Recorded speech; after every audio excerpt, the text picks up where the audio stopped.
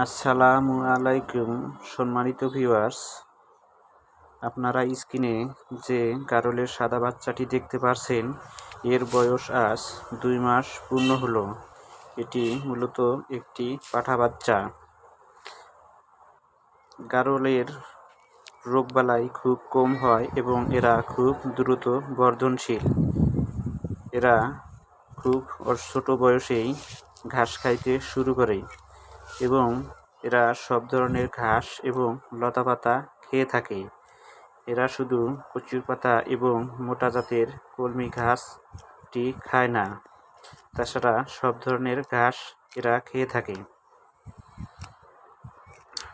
তাই আপনারা চাইলে দুটি একটি করে গারল ক্রয় করে বাসায় পালন করতে পারেন।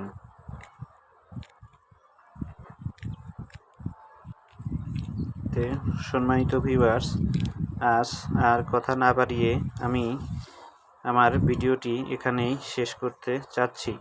সবাই ভালো থাকবেন, ইনশাআল্লাহ।